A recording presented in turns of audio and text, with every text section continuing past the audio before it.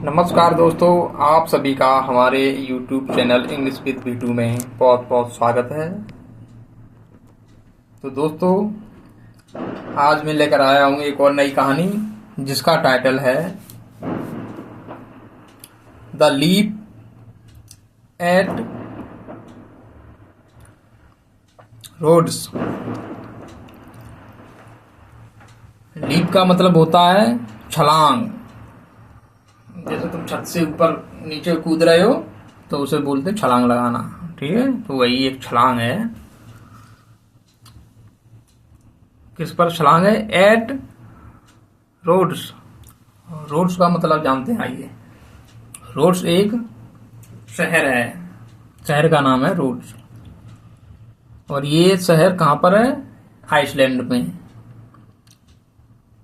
विदेश में एक जगह है आइसलैंड, वहां पर एक जगह है। तो आइसलैंड होता है जैसे हमारा द्वीप समूह हो गया, जैसे गोवा। हमारा जो शहर बसा हुआ है, यानी कि उसके चारों ओर पानी है और वो वहाँ एक जगह है, वहाँ पर बसा हुआ है।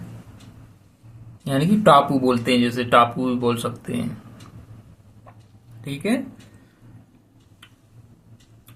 तो ऐसा शहर है वहाँ पर।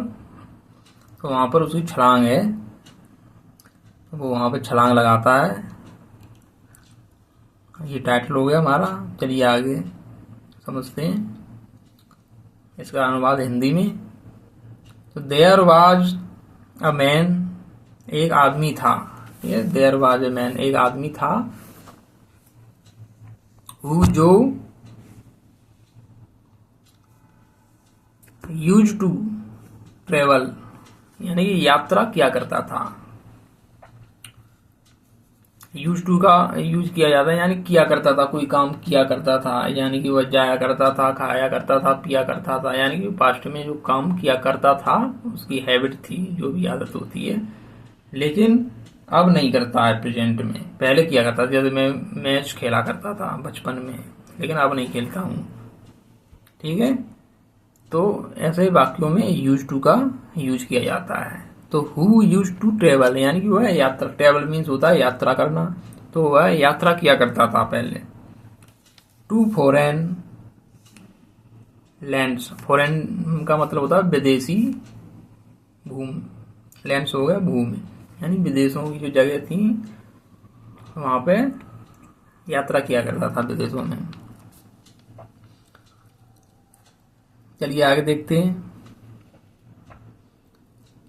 He would only talk about his adventure and deeds. He would, अब ये भी आ गया है यहाँ। would का यूज कई तरह किया जाता है। यहाँ पर would का यूज किया गया है यूज टू की तरह, यानी किया करता था। लेकिन ये पहले यूज टू का यूज जब किया जाता है जब कोई काम वो पहले भी किया करता था और अब भी करता है। जैसे मैं पहले मैच खेला करता था और अब भी बड़ा हो गया हूँ, अब भी मैच खेला करता हूँ। ठीक है, तो ऐसी कंडीशन में हम वुड का यूज करते हैं। तो he would only talk about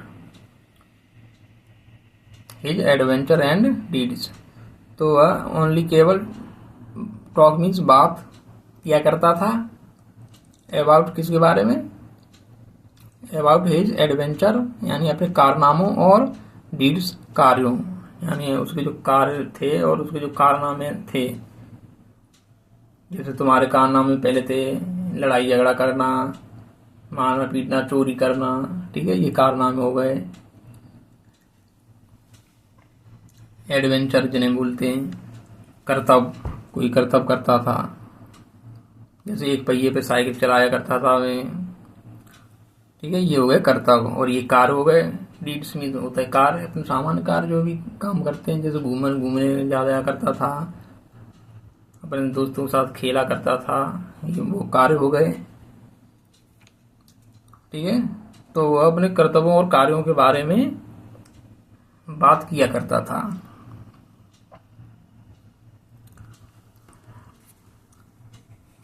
चलिए आगे देखते हैं।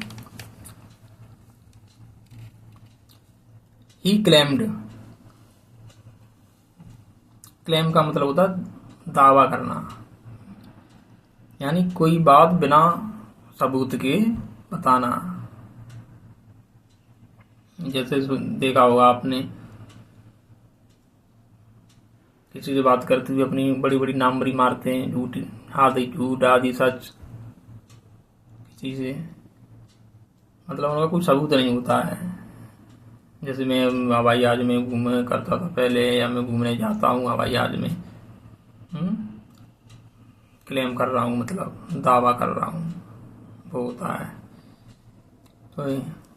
तो ही क्लेम्ड, उसने दावा किया, यानी उसने वो बात बताई अपनी यात्रा और कारनामों के बारे में, लेकिन उसका कोई सबूत नहीं था।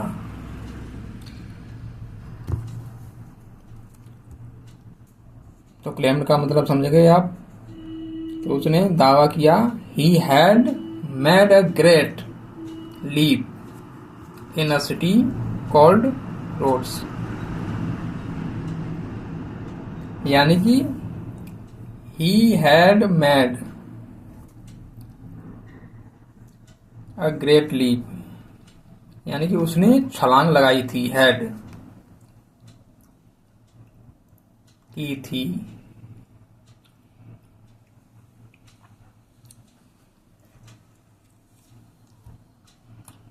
ये पास्ट टेंस है।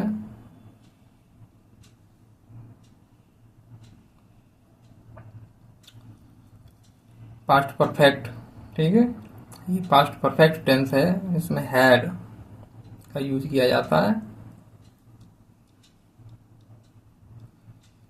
तो ही हैड मेड, मेड का मतलब हो गया Mac,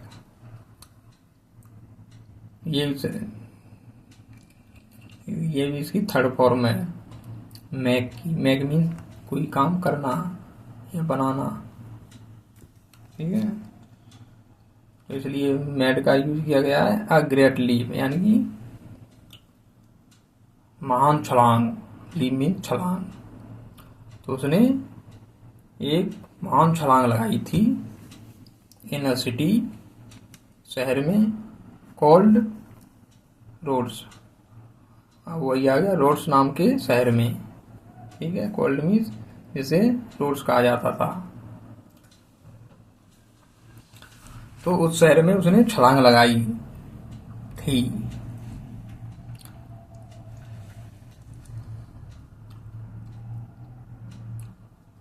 he bragged about it to no end, no end का मतलब होता है अंत तक। ही ब्रैग्ड मीन्स उसने अपनी बड़ाई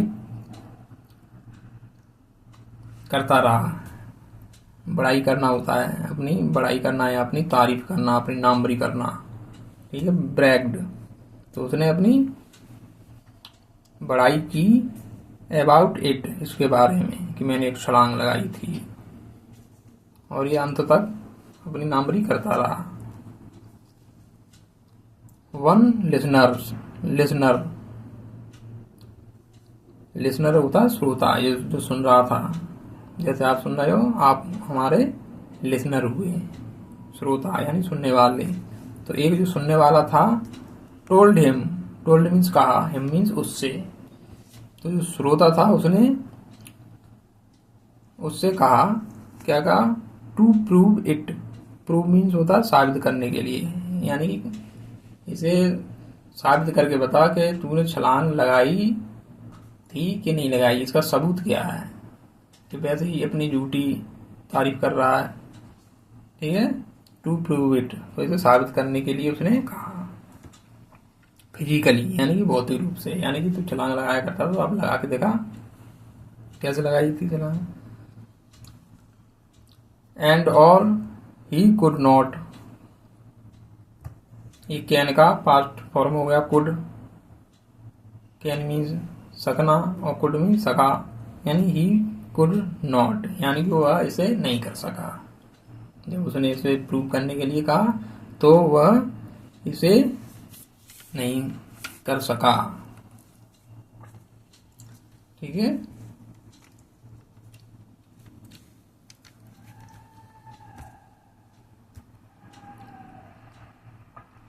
तो क्या हो जाएगा इसका अर्थ, one listener told him to prove it physically, यानी एक जो श्रोता था उसने उससे इस बात को